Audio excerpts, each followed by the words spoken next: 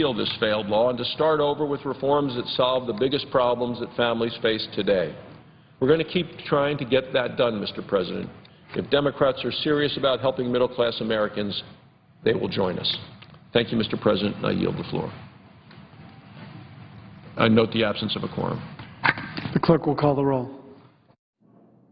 Mr. Alexander.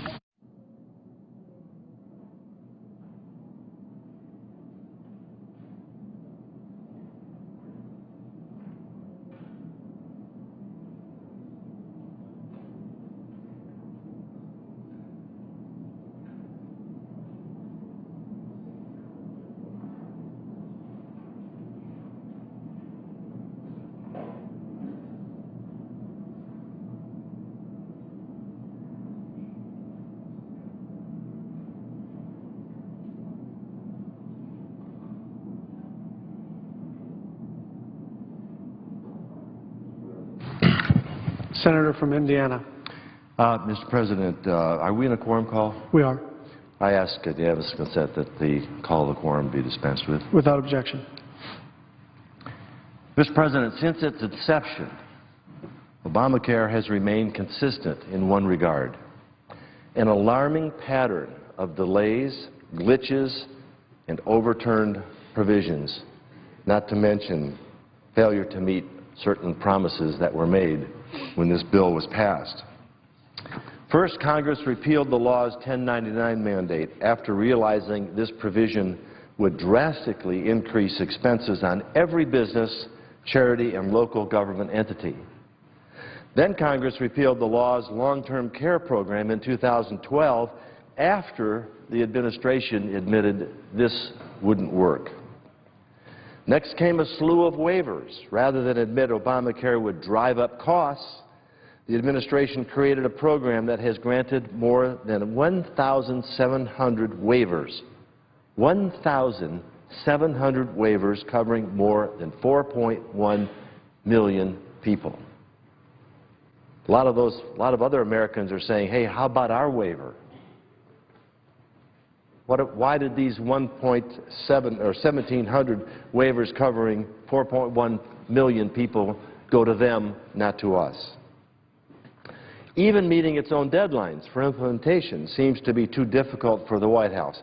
According to the Congressional Research Service, as of May 31st, 2013, the administration had yet to meet half, only 41 of 82, of the deadlines legally required by the Congress under this legislation.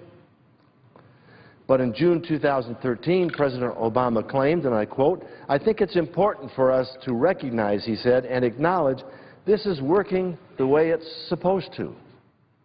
Really? 1,700 waivers for people who couldn't comply with this? Repeals enacted by Congress, and it's working the way it's supposed to? Is that what they intended when they passed the bill? It's not what they promised. Just a month later, the President's team announced the delay of another key Obamacare component, the employer mandate, a one-year delay until 2015, while maintaining implementation of the individual mandate. So individuals, yes. Employers, no.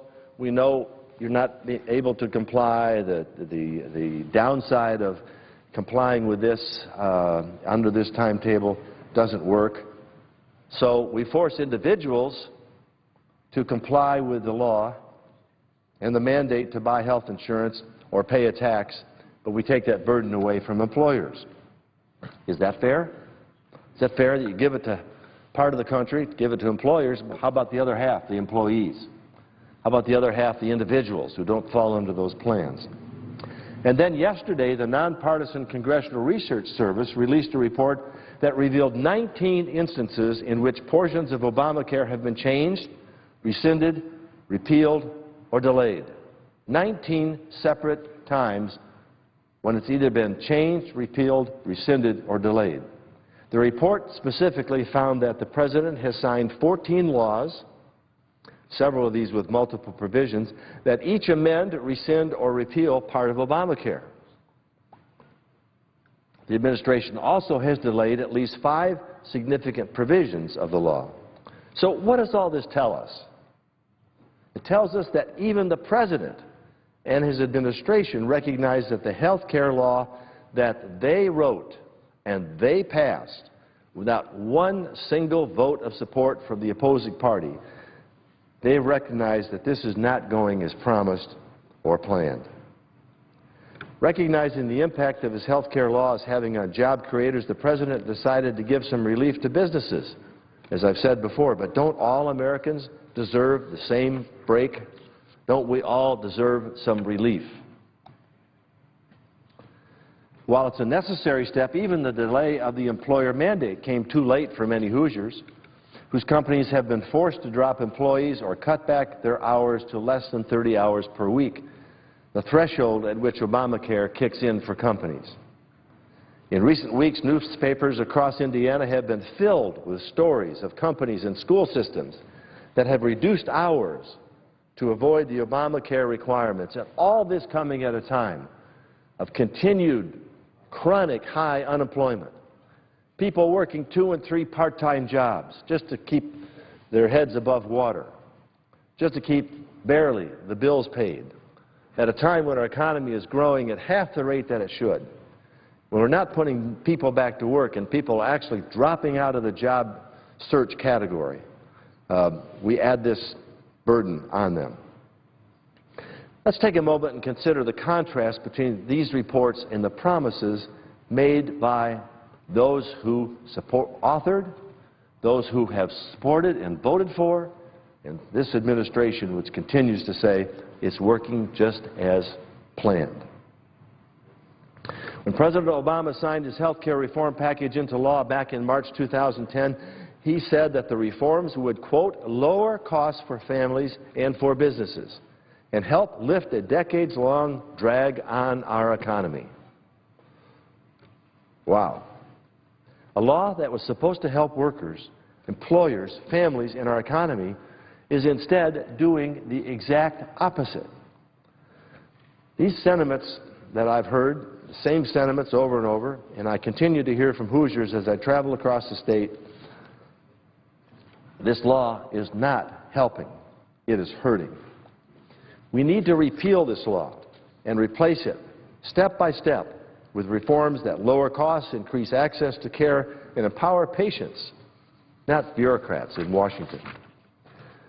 Mr. President, I have voted more than 24 times to repeal, defund, and strip provisions from Obamacare. It's a principle I share with all my colleagues in the Republican side, and I will continue to support these efforts. Right now, however, I believe the best way to stave off this coming train wreck, as described by a Democrat senator who was instrumental in writing the bill, is that the best way to stave off this train wreck is to delay implementation of the Obamacare mandates for 1 year. The President has already determined that he's going to delay the employer mandate, so let's add to that the delay of the individual mandate, which essentially delays implementation of this law for 1 year, so that we have the opportunity to do what we need to do legislatively, and that is repeal this law and replace it with sensible legislation and rational and cost-effective legislation that actually addresses the problem that we're dealing with, but also gives the American people a chance to basically tell the White House, this ain't working.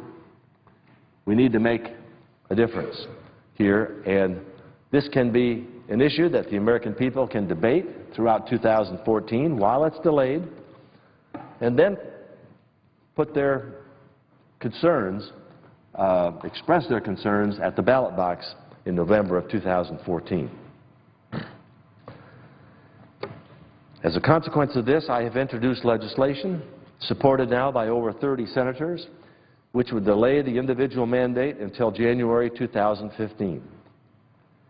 I'm pleased that the Minority Leader, Senator McConnell, has agreed to take up this bill, to lead the effort, to join me in not only having this body examine this bill, debate it, and vote on it, but to join the House, which has already passed. My Indiana colleague in the House, Congressman Young, introduced this legislation in the House of Representatives, and it passed with bipartisan support. Even the President's own members in his own party have recognized this train wreck that's coming and have chosen in significant numbers to support the Republican effort of my colleague from Indiana, Congressman Young.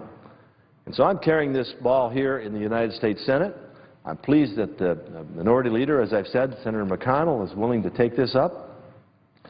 And we already have the support of more than 30 senators, and I expect that that will grow, and hopefully it'll be a bipartisan support.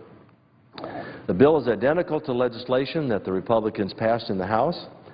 I mentioned a fellow Hoosier, Congressman Todd Young, who has authored that bill, and I joined him with this. If Democrats, Republicans, and a majority of Americans agree this law is not working, then let's do something now, before Obamacare's full impact on our economy with this bill takes effect. I urge the majority leader to allow a vote on this amendment that will be offered and give all Americans the same protection this administration has provided to businesses, to give that to individual Americans.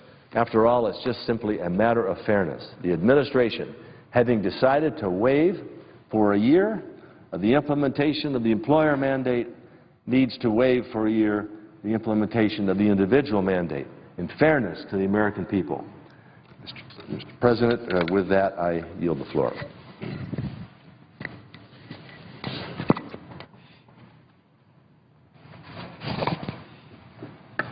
Mr. President, Senator from Arizona. I ask unanimous consent to speak as if in morning business. Without objection. I come to the floor today to urge my colleagues to do everything we can to ensure that Obamacare is delayed.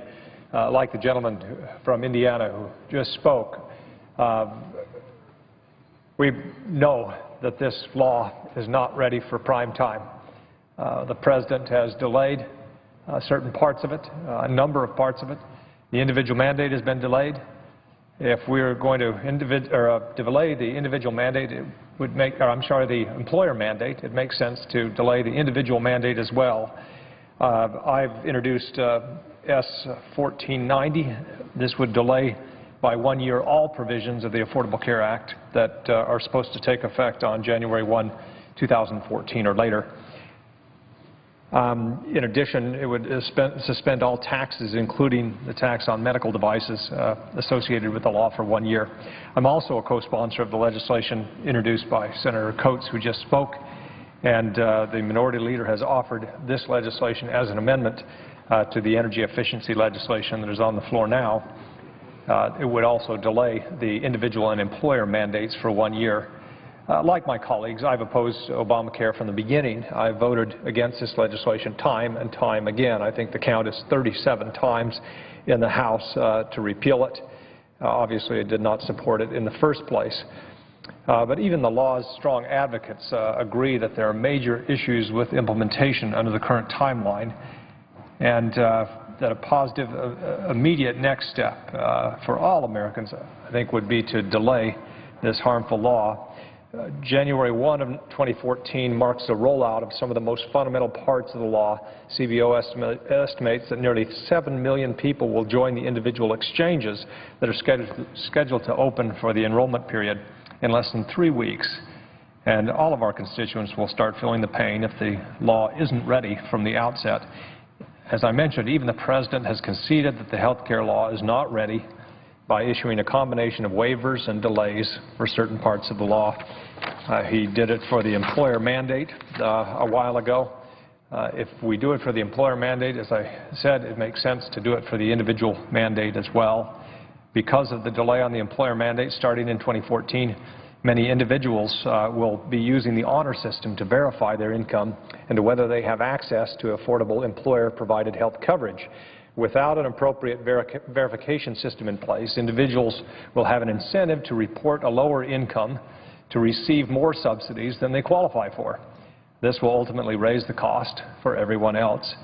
On the individual exchanges, just 2 weeks ago, HHS delayed the signing of final agreements for insurance plans that are going to be sold on the exchanges starting October 1. This comes on top of a report issued by GAO this past June cautioning that the health care law could miss the October 1 open enrollment date because of missed deadlines and delays in several areas. The administration has also delayed the cap on out-of-pocket expenses that was intended to go into effect in 2014. If this weren't enough, there are also privacy and fraud concerns. There is great apprehension over the new federal navigators that are hired by the federal government to help individuals weed their way through the new paperwork and enrollment guidelines of the Affordable Care Act. These navigators receive no anti-fraud training, and the administration recently announced that the training for these individuals would be reduced from 30 to 20 hours. Further, these individuals will have access to consumers' private and personal data without having any minimum eligibility criteria or background checks. I could continue to list the pitfalls that this law has already faced, but the point is clear. The law is simply not ready for prime time. Implementing this law before it's ready will only force taxpayers into a system riddled with potential fraud, certain gridlock, and increased costs for all. As lawmakers, we have a responsibility to our constituents that if a law is not ready, we need to delay it for everyone. That's why I urge my colleagues to support the Minority Leader's amendment coming up on this legislation on the floor today and any other legislative vehicle to grant taxpayers a year delay for the Affordable Care Act and ensure the least harmful path forward. Simply put, I believe a total delay of Obamacare is the fairest way and the most realistic plan to prevent the law from wreaking havoc on all Americans. Mr. President, I yield the floor and suggest the absence of quorum. Senator from Louisiana. Mr. President, I ask unanimous consent to speak as if in morning business for up to 5 minutes. Without objection. Thank you, Mr. President. Mr. President, I strongly support the previous two speakers and their efforts to delay a law that is clearly not ready for prime time. And in that spirit, I again put forward my proposal to make sure there is no Washington exemption from Obamacare. This, I believe, more than anything else, will ensure that Washington doesn't impose something unduly burdensome, not ready for prime time on America, if it's living under the same rules. Now, Mr. President, unfortunately, that's not the case right now. This special OPM rule, which was made up out of thin air, in my opinion, and unveiled in draft form a little over a month ago, creates a huge Washington exemption, a special deal, particularly for members of Congress and our staff. We need to say no Washington exemption. And my amendment on the bill that's on the floor now and my separate bill of the same substance, the No Exemption for Washington from Obamacare Act, will do just that. It will say all members of Congress, all congressional staff, and the President, the Vice President, and all of their political appointees have to go to the exchanges for their health care, the fallback option for every American. And they have to do that under the same rules, under the same parameters as every other American does. No special deal, no special exemption, no special subsidy. So I urge my colleagues to support this measure as an amendment on the bill on the floor now or as a freestanding bill. With regard to the posture of the bill on the floor now, I have no desire to hold up any other amendments. I'm eager to move forward with those amendments and with mine. I simply need assurance that my amendment will get a fair vote, particularly before October 1st. This is very time sensitive because that's when the OPM rule will otherwise take effect. And I'm eager to come to that agreement so that all of us can move forward with this proposal and this vote and others in a constructive way, and I look forward to that happening. And I would add, this doesn't have to happen on this bill. This can happen regarding my standalone bill or in other ways as long as that is assured before October 1st. Thank you, Mr. President. I yield the floor. And I suggest the absence of a quorum. Morning. The clerk will call the roll. Mr. Alexander.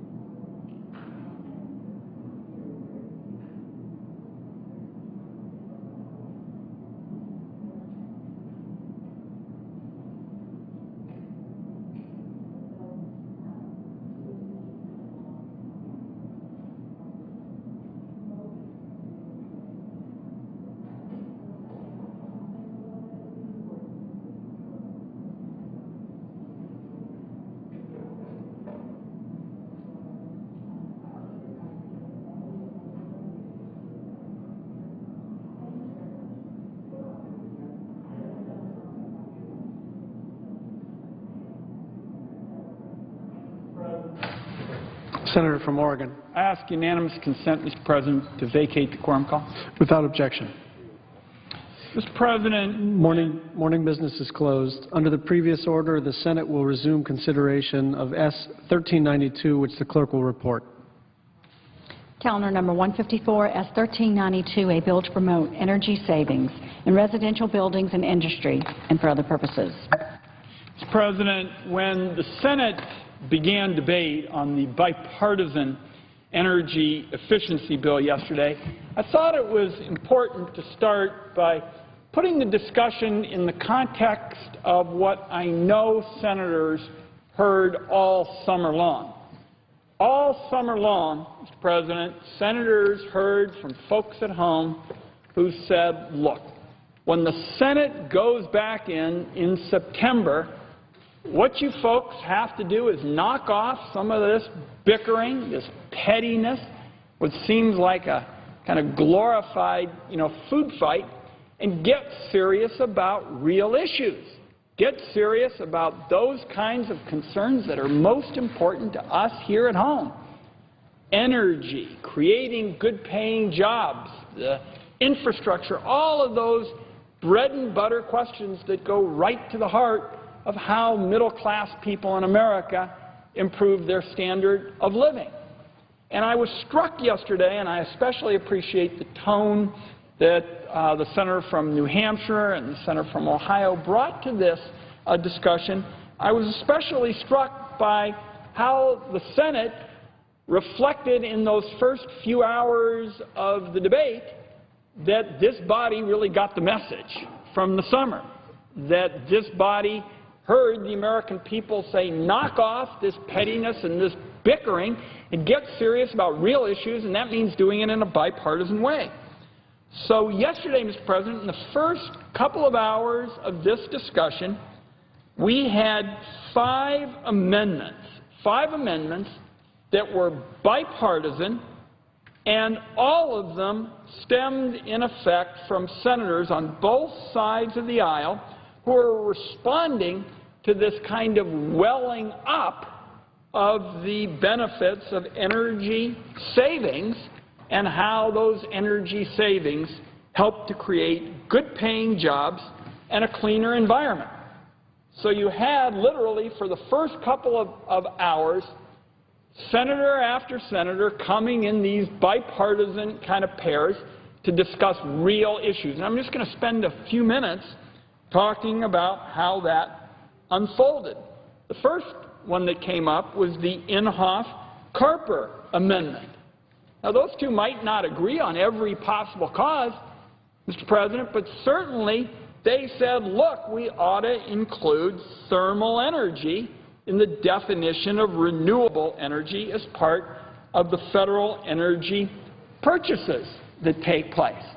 Now, that probably is too logical for some, and certainly if you want to spend your time on polarizing fights, you might not be that interested in the Inhofe-Carper amendment, but I said I was going to back that because two senators did a lot of good constructive work. They came to us early on and had a good idea. And then we heard from Senator Collins and Senator Udall, another practical idea to reduce red tape, to reduce bureaucracy and red tape so that we could maximize energy efficiency programs in our schools. Then we heard about a useful amendment from Senators Bennett and Ayotte in terms of recognizing the efficiency achievements of commercial building tenants. This constitutes about 41%. This space constitutes about 41% of all the energy that's used in our country. And so two United States senators said, here's an opportunity to again promote the efficiency and the visibility of the programs that work. Then we had a useful amendment offered by Senators Klobuchar and Hoeven to assist non-governmental organizations. These are the churches and the senior citizens groups and the programs for kids. These are the nonprofits, Mr. President, and what that bipartisan coalition wanted to do was to assist non-governmental organizations in making these energy-efficient improvements. And then we had, as the fifth part of this discussion, the Landrieu Wicker Pryor Amendment to improve the way in which various governmental agencies select the green building program certification systems for federal agency use. Again, something designed to reduce some of the bureaucratic red tape that's associated with how these programs are implemented. So there you are, Mr. President. The first 5 amendments are bipartisan. They are a response to this kind of welling up, as I would characterize it, to the opportunity that this bill presents. And I'd like to make a part of the record, Mr. President, a letter that we got from a number of organizations just today: the National Association of Manufacturers, the American Council for an Energy Efficient Economy, the Business Roundtable, the Alliance to Save Energy, and the Natural Resources Defense Council, all of whom wrote to Majority Leader Reid and Minority Leader McConnell to express their support for this legislation, and I would ask unanimous consent to put that into the record at this time. Without objection.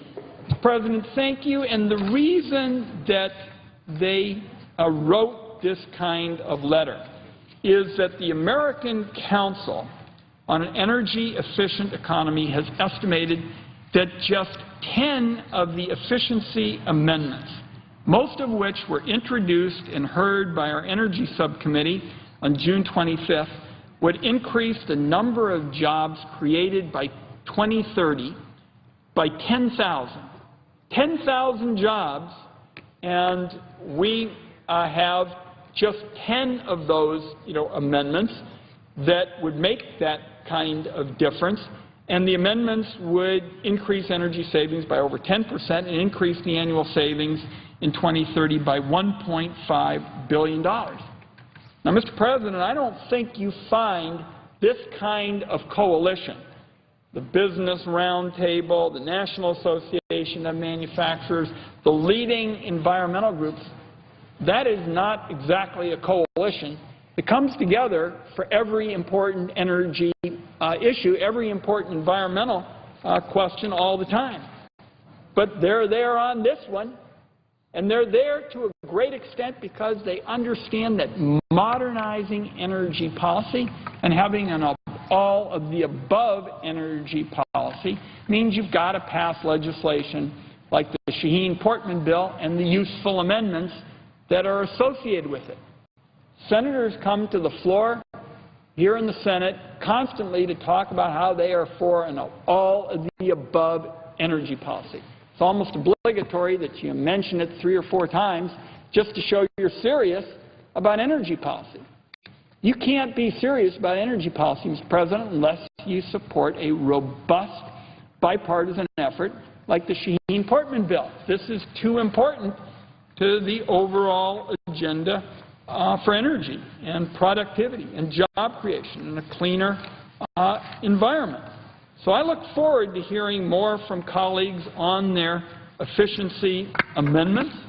I very much hope that we can keep the amendments that go forward relevant to the question of energy policy. And it just seems to me that when you have a bipartisan foundation, as we have with this bill, and it started bipartisan with the senator from New Hampshire and the senator from Ohio, and it got significantly more bipartisan yesterday, Mr. President. I mean, it'd be one thing if senators came to the floor yesterday and said, we're here to talk about energy legislation. I really don't care about this topic. What I want to do is talk about these other issues which are important to me politically.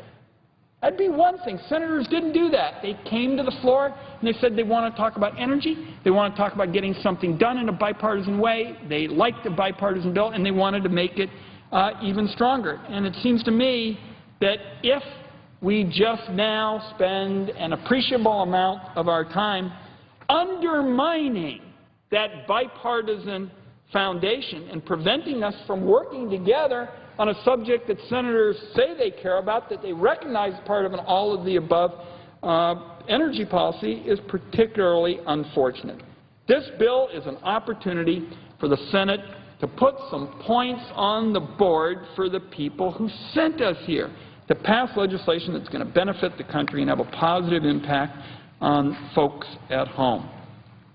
Senator Murkowski and I and Senator Shaheen and Portman talked yesterday about the extraordinary breadth of the coalition that supports this bill.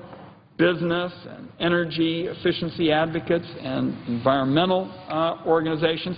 More than 200 businesses and groups from across the political spectrum support this bill. I've already asked that their letter be introduced into the record, but I just want to read, one passage from the letter that I think reflects the case for enacting this bill.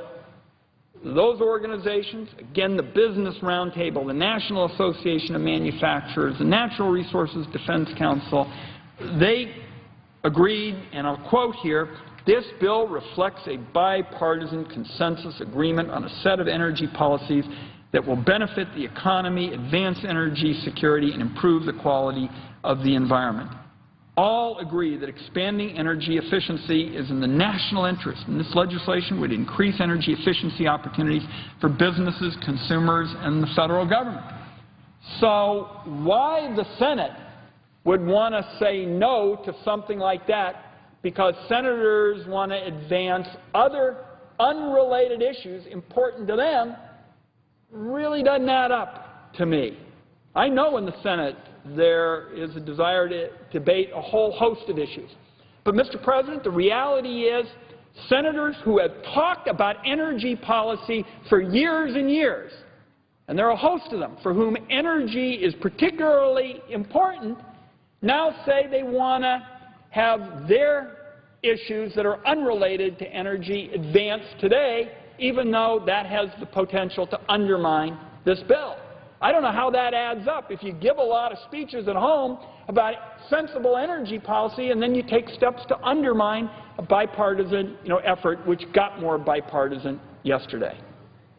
So I'm very hopeful that this legislation, which got out of the Energy Committee on a 19-3 vote and got better yesterday, starting with Senators Inhofe and Carper, going through all the senators who had bipartisan proposals, I just hope that this will not be undermined by unrelated matters.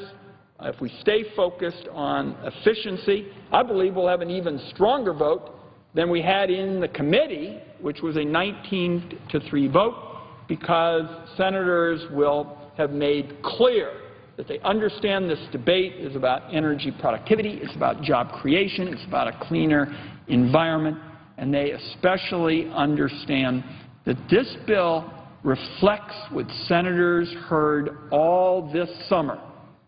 All this summer, the message was go back to Washington, deal with important issues, particularly those related to the economy, do it in a bipartisan way.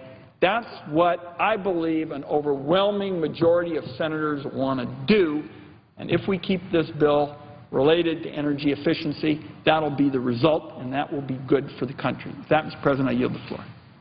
Mr. President. Senator from Louisiana.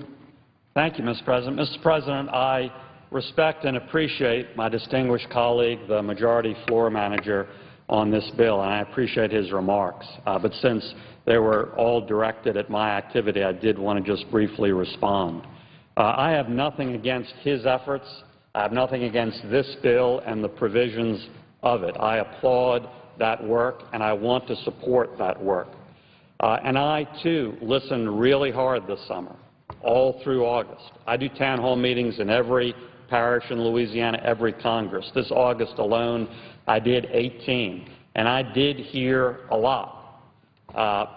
Quite frankly, I didn't hear about this bill or any provision of this bill, but I'm not denigrating it. I support the vast majority of the provisions of this bill. What I did hear over and over and over is Washington shouldn't be treated differently and better than us. What's good for America needs to be good for Washington. And if that rule is applied across the board, y'all will start getting a lot of things right in Congress and in Washington. And I heard that articulated hundreds of times at 18 town hall meetings in a lot of different ways. Mr. President, that's what my amendment is all about. And the reason I'm demanding a vote now is simply because this illegal OPM rule is set to happen and go into effect on October 1st, so it is time sensitive. I didn't ask for that. I didn't invite that. I'd like that rule to go away, but that's a fact, and that's why this is a pressing, time-sensitive matter. Now, the distinguished gentleman also talked about bipartisanship. Well, this proposal, the no Washington exemption from Obamacare proposal, is thoroughly bipartisan in America. It has enormous bipartisan support in America. The only place it's not popular, quite frankly, on a bipartisan basis is in Washington, D.C. And again, what I heard over and over and over again in 18 town hall meetings in Washington is the quicker you all apply all laws to yourselves as much as they apply to America, the quicker you'll start figuring this stuff out and doing the right thing in Washington, and I agree with that. And so, Mr. President, I'm simply asking for a timely vote on my proposal, which has to be before October 1st for reasons I've explained, which are beyond my control. And I have no desire to hold up these other amendments or this bill. So, Mr. President, in that spirit, I would ask unanimous consent that the pending amendment be set aside and that the following amendments be made pending. Bennett, number 1847. Enzi, number 1863. Udall, number 1845. Sessions, number 1879. Inhofe, number 1851. Klobuchar, number 1856, and Vitter, number 1866, and that on Tuesday, September 17th, at a time to be determined jointly by the majority and minority leaders, that my amendment number 1866 and a side-by-side amendment on the same subject by the majority leader be made pending and receive 60 minutes of debate, evenly divided and controlled by the majority bill manager and myself, and that no points of order be in order in relation to these two amendments, and that upon expiration of the time for debate, without any intervening motions or debate, the Senate then proceed to votes on these two amendments, subject to a 60-vote threshold for passage. Is there objection? Subsequent to each amendment vote, a motion to reconsider each vote be made and laid upon the table. Is there objection? Mr. President, I object. The objection is heard. Mr. President, reclaiming my time, I'm sorry for that. I think that establishes a perfectly reasonable path forward in which we could present and vote on these energy votes the distinguished floor manager is talking about. It would mean a 60-minute debate on this important, timely topic that I'm bringing up next week. So I think that's a reasonable path forward. But, Mr. President, I have an alternative which would take it out of the context of this bill if that would be preferable. And so, Mr. President, I would now ask unanimous consent to withdraw the Vitter Amendment number 1866 and that on Wednesday, September 25, 2013, at 3 p.m., the Senate discharge the relevant committees from consideration of my bill, the No Exemption for Washington from Obamacare Act, and proceed immediately to consideration of that bill, and that without any intervening motions or debate, the Senate proceed to 60 minutes of debate on that bill, evenly divided and controlled by the majority leader and myself, and that the bill not be subject to any amendments or motions to commit, and that after debate has expired, the bill be engrossed for third reading, read a third time, and the Senate immediately vote on final passage, and that the motion to reconsider be made and laid upon the table. Is there objection? I object. The objection is heard. Well, Mr. President, again, reclaiming the floor, I think that's unfortunate, because that would be a path forward that takes this issue and this vote completely out of the context of this bill, which I have no problem with. I have no problem with that. I have no desire to obstruct or delay this bill, and I've laid out a path that makes that crystal clear. And I'm open to any reasonable variation of these ideas, either an amendment vote next week on this bill, or a timely vote on the amendment, or a timely vote on my identical bill before October 1st. And I'm completely open to any of that, and hope the majority side and the majority leader will take that under consideration and agree to a version of that. That would immediately solve this impasse, which is created by the majority leader, not by me. This is an important issue. This is timely.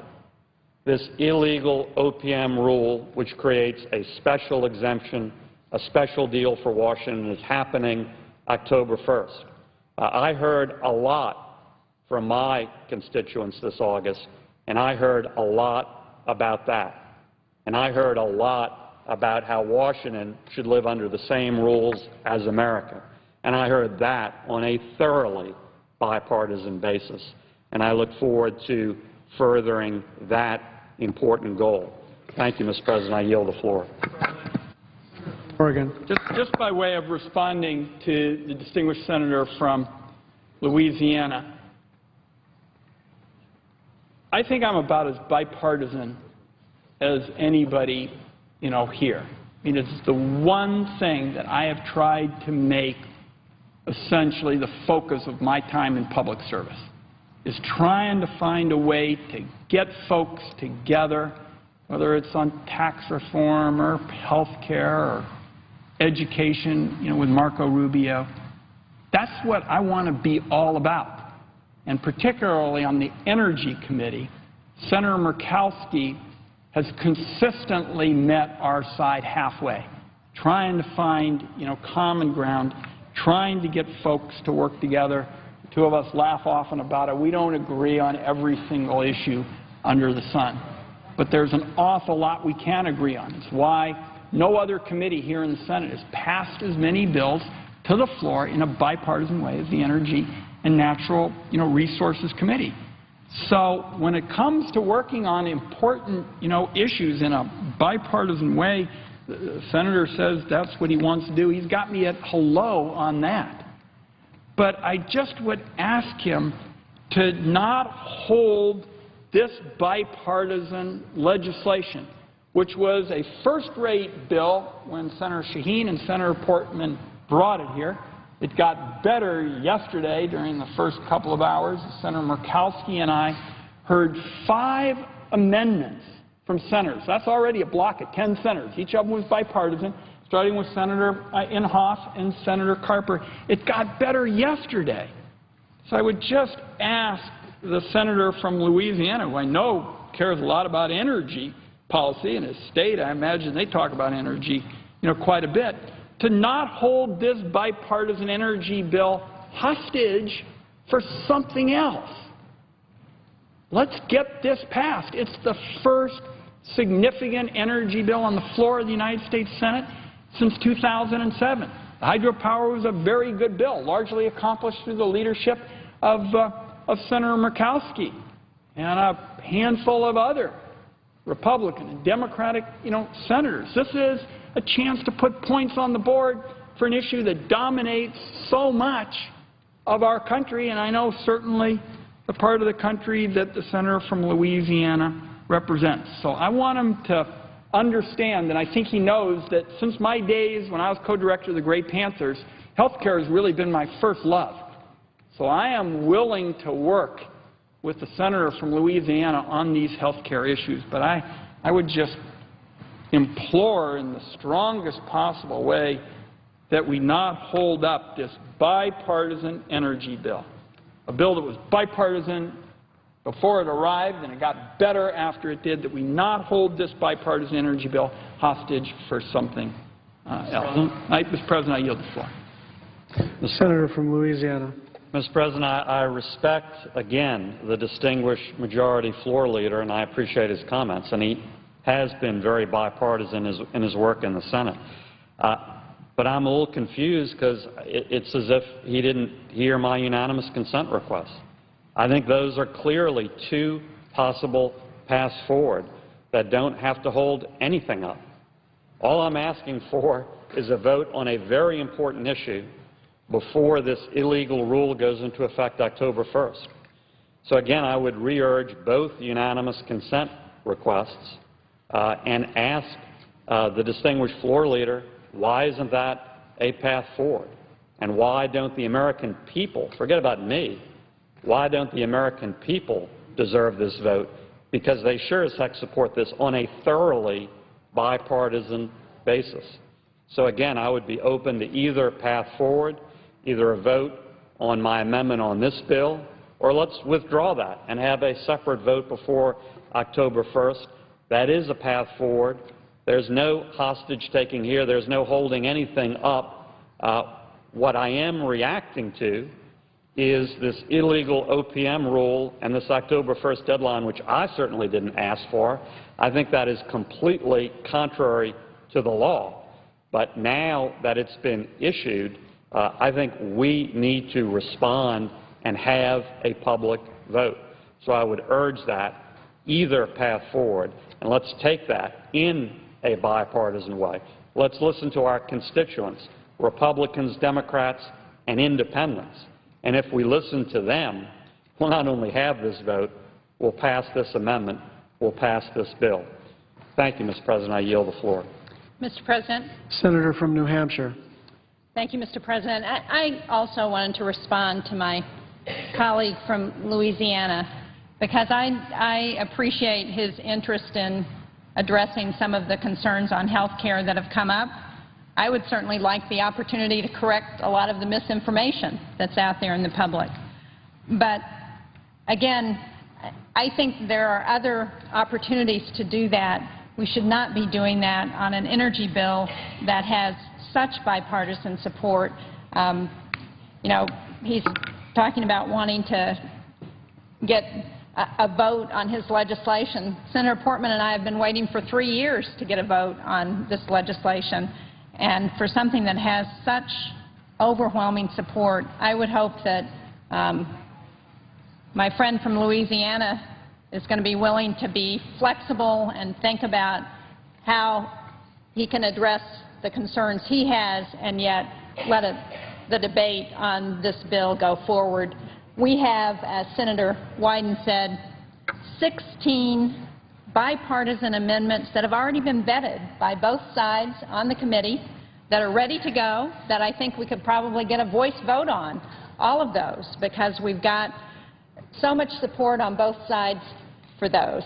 This is legislation that we've had a number of other amendments filed that we should really debate around energy, because we haven't debated energy on the floor of the Senate since 2007. We have more than 260 groups and businesses that have endorsed this legislation.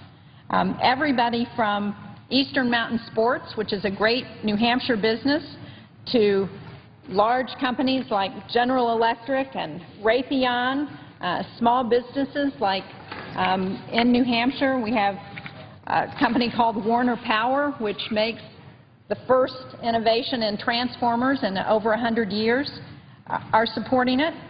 And then we have organizations, well, one of the other businesses that I thought was particularly interesting is Eileen Fisher, which makes women's clothes. They support the legislation. As everybody knows, anybody who's doing manufacturing in this country is using a lot of energy, and they're looking for any way possible to reduce their energy use because they want to be competitive. So we've got a number of manufacturing companies on this list who are interested in how they can reduce their energy use. Then we've got a whole number of organizations, everything from the Christian Coalition to the Union for Reform Judaism. We've got environmental groups like the League of Conservation Voters and the Sierra Club. We've got trade associations like the American Chemistry Council. When's the last bill we've seen that has both the Sierra Club and the American Chemistry Council supporting the same legislation? We have a whole list of industry groups who understand that energy efficiency is something that they can support because it's something that's going to allow them to add jobs in their businesses. We've got the League of Women Voters, the National Restaurant Association, the Oil Heat Council of New Hampshire, a small group that's concerned about making sure that people in New Hampshire can heat their homes at a reasonable cost, the North Carolina Chamber of Commerce, the Southern Alliance for Clean Energy. This is legislation that has support all over the country. The U.S. Conference of Mayors, as well as the U.S. Chamber of Commerce. They're supporting it because they understand, first, how important energy is to the future of this country. If we're going to stay competitive, we've got to be able to meet the energy demands that businesses have, that people who are trying to heat their homes and pay their electric bills have, that we have as a country, as a United States government, where we're the biggest user of energy in the country, and part of our legislation deals with government's use of energy and tries to reduce that. But they understand it's in their interest to try and reduce their energy use. And we're having a debate about how focused we're going to be on fossil fuels, whether we're going to put more support for alternative sources of energy. But energy efficiency benefits everybody, regardless of whether you support fossil fuels or new sources of energy. And that's why this legislation makes so much sense. We've heard just in the last couple of weeks from the American Council for an Energy Efficient Economy that if we can pass this legislation by 2025, it will support the creation of 136,000 jobs. How many pieces of legislation have we seen on the floor of the Senate that, for the cost we're talking about in this bill, no new authorization, that we can support the creation of 136,000 jobs? Last year when they looked at the bill, they said it would also be the equivalent of taking 5 million cars off the road, of saving consumers $4 billion. This is a win-win-win. And at a time when we know that our future energy opportunities are limited to some extent by what's happening in the Middle East, what's happening with foreign oil, this is something that makes sense. And for us to be held up because there are people in the chamber who want to debate health care, or who want to debate what the EPA is doing, or who want to debate any other myriad of issues, I understand. I'm willing to have those debates. I'm willing to take those votes. But right now we should be limiting our debate to energy, because that's the legislation on the floor before us. So I would urge that we try and address the concerns that people have, but we do it in a way that allows us to move forward on this energy bill. I think it's in the best interest of the country, and as Senator Wyden said so eloquently, people in this country want us to work together. They want us to work together to address the issues we're facing in America. Senator Portman and I have tried to do that. We've spent 3 years trying to do that. We want to move forward. We want to work together to address this issue. I certainly want to have the debate with my colleague from Louisiana about health care. But I don't want to have it right now, because we can't move forward on this legislation as long as his amendment is holding this up. So I hope we can work out some way to do that in a way that we can both find agreeable and that allows us a path forward to address energy, because clearly we have got to come up with a comprehensive energy strategy for this country. I think energy efficiency is the first step, and that's what this legislation would do. Thank you very much, Mr. President. I yield the floor. Mr. President. Senator from Louisiana. And let me just briefly say I appreciate not only the words but the work of my colleague from New Hampshire, and I would specifically suggest and re-urge, call attention again to my second suggestion, which was in the form of a UC, which was to withdraw my amendment from this bill as long as a fair vote were assured before October 1st.